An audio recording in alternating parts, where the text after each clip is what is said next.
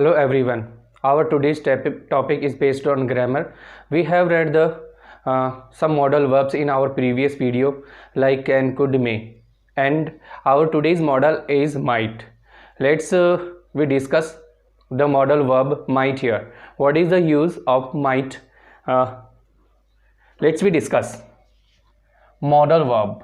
Okay, this session is based is modal use of might. Okay, used of might.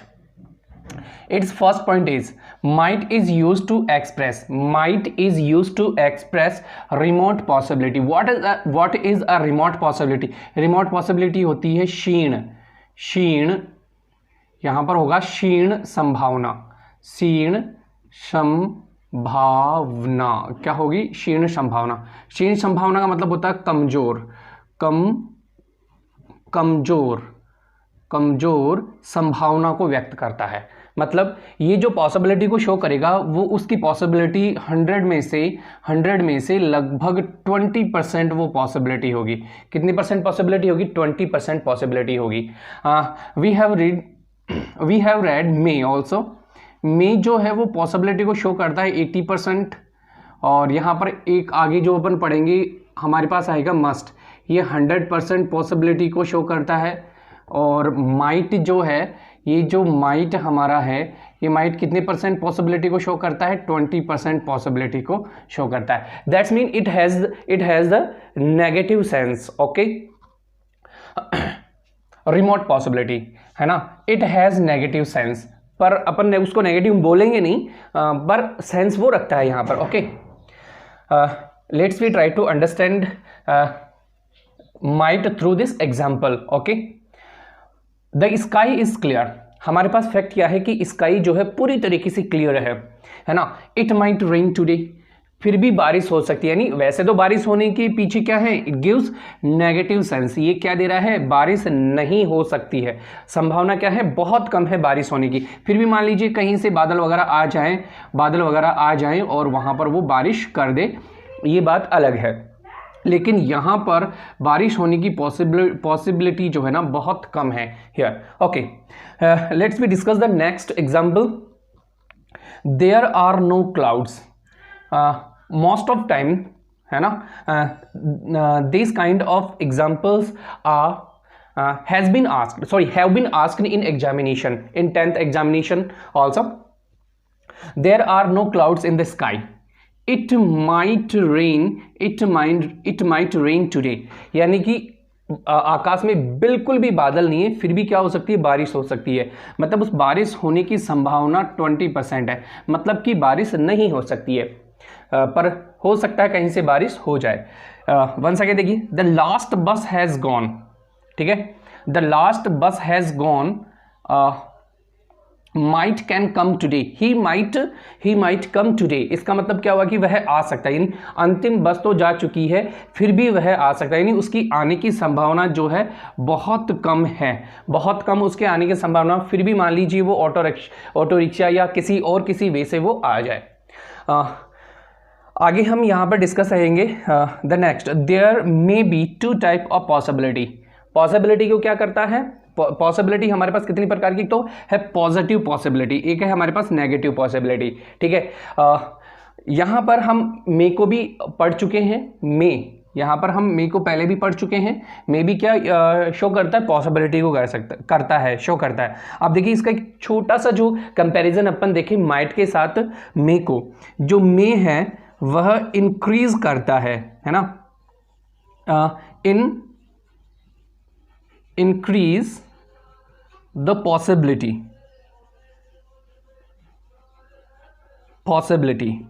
ठीक है, ये जो मे है ये क्या करता है? इंक्रीज करता है पॉसिबिलिटी को, चाहे वो पॉसिबिलिटी हमारी पॉजिटिव हो या पॉसिबिलिटी हमारी नेगेटिव हो। एंड माइट जो है वो क्या करता है? डिक्रीज करता है। ठीक है, यानी कि वो क्या करता है? रिड्यूस करता है ना, रिड्यूस करता है। किसको करता है? डिक्रीज या रिड्यूस करता है। किसको करता है? पॉसिबिलिटी को करता है। किसको करता है? पॉसिबिलिटी को रिड्यूस करता है, चाहे वो पॉसिबिलिटी हमारी पॉजिटिव हो या फिर वो हमारी नेगेटिव हो। Let's we discuss the next point, B point of the might here. Try to understand the positive negative possibility. Our first example, she is studying hard. She is studying hard. This sentence gives us positive sense, okay, and in second sentence there is fail. Fail is the gives us negative sense. So when there is positive in first sentence and second sentence has the negative sense, so we use might there. वहां पर अपन किसका use करेंगे? So we have used here might. वहां पर हमने किसका use किया है? माइट का यूज किया। सेकंड देखिए मीनिंग क्या हुआ इसका, सी इज स्टडिंग हार्ड, वह कठिन अध्ययन कर रही है। तो इसका मतलब क्या हुआ कि वह फेल नहीं हो सकती, यानी फेल होने की उसकी संभावना क्या है? ओनली और ओनली 20% है, मतलब वो पास होगी। वी नो दैट कि जो कठिन अध्ययन करता है, जो मेहनत करता है, उसको सफलता मिलती है। Let's we see the second example, she is not studying hard, मतलब कि this sentence has the negative sense, okay, and the second sentence has the word pass, that has the positive sense. Once again here is negative and in second sentence positive. So we have used here might. So we have used here might because देखिए इसका हिंदी करके देखते हैं अपन कि वह कठिन अध्ययन नहीं कर रही है, वह कठिन अध्ययन नहीं कर रही है। तो इसका मतलब क्या होगा कि वह पास नहीं हो सकती है, यानी पास होने की संभावना उसकी न के बराबर है। Okay, let's we see the third example. She is studying hard. She is studying hard. Okay, once again this sentence has the positive sense. Okay, this sentence has the positive sense, and the second sentence has the pass has the positive sense. Once again here is positive and here is positive. जब दोनों जगह एक ही sense हो तो हम we use may. So we have used here may. okay, इसलिए हमने किसका यूज किया है? may का यूज किया। देखिए वह कठिन अध्ययन कर रही है इसलिए वो पास होगी। तो यहां पर जो है ये पॉजिटिव पॉसिबिलिटी को ये क्या कर रहा है? बढ़ा रहा है। पॉजिटिव पॉसिबिलिटी को बढ़ा रहा है, ठीक है, इंक्रीज कर रहा है। तो इस सेंटेंस में यानी पूरे के पूरी इस थर्ड सेंटेंस में यहां पर पॉसिबिलिटी क्या है? पॉजिटिव वाली है और इसको इंक्रीज कर रहा है में। And the third example, she is not studying hard, वह कठिन अध्ययन नहीं कर रही है। Once again this sentence has the negative sense and there is fail is the negative sense, gives us negative sense. Once again here is negative and here is negative. So we have used here may, क्योंकि यहां पर ये negative जो possibility है उसको क्या कर रहा है? इंक्रीज कर रहा है। यानी मे का काम होता है पॉसिबिलिटी को इंक्रीज करना और माइट का काम होता है पॉसिबिलिटी को डिक्रीज करना, उसको कम करना। होप दैट समझ में आया होगा, में यहां पर समझ में आया होगा। Let's we discuss it's let's we discuss the B point of might. Okay, might is used to express purpose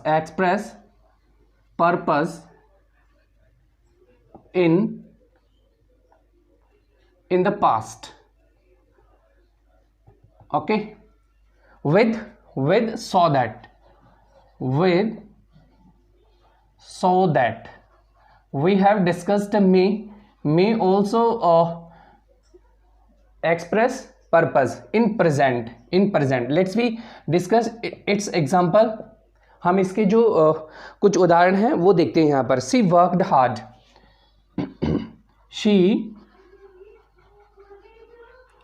worked hard, उसने कठिन मेहनत की। Here the second verb that shows the past time, किसको शो करती है? Past time को show करती है। पास्ट टाइम को शो कर रही है यहां पर, okay. So that she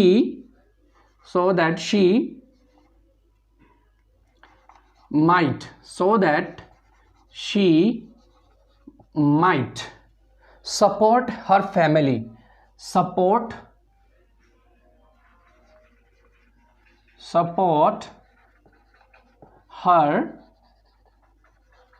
family, this one shows the past time and might here express the purpose in past tense या in past time, okay. Let's we discuss the third point. Might is used to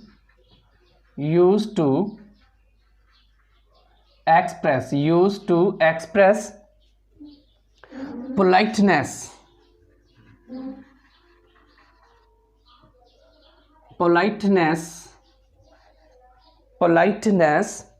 with hesitation,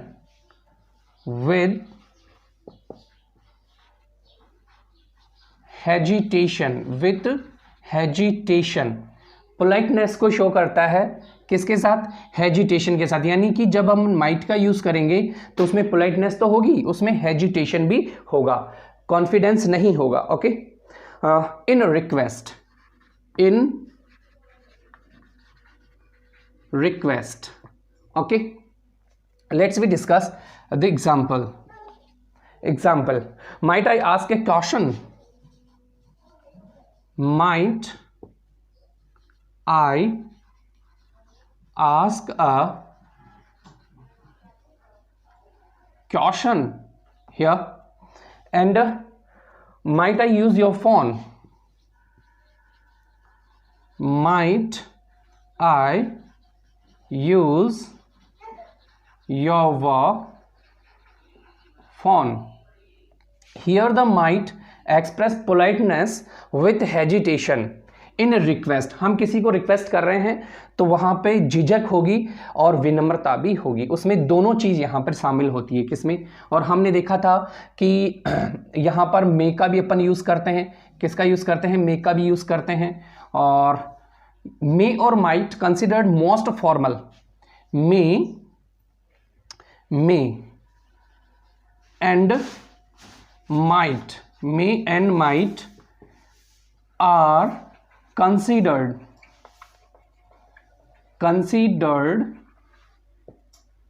polite, formal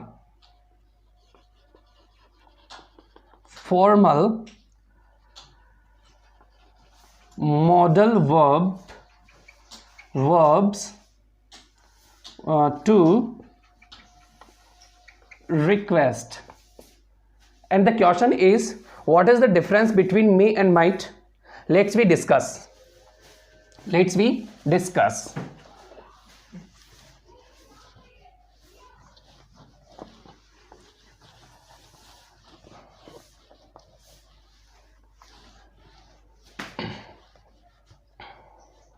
Here is may. May show a request, okay. And also formal, ठीक है। and also it has confidence,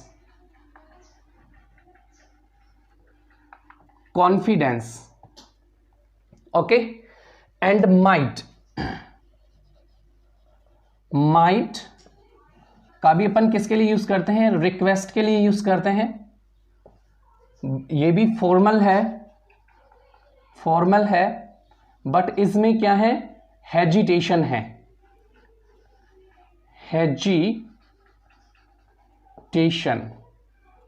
hesitation, ठीक है। And with, इसमें एक और चीज है यहां पर, ये जो है यहां पर क्या रखता है? पोलाइटनेस इसमें है। इसमें may is lack of politeness, lack of politeness, ठीक है। ये दोनों में यहाँ पर डिफरेंस है, ठीक है। और होप दैट आपके समझ में आया होगा ये माइट जो है। और if you have any problem you can comment in comment section. Thank you.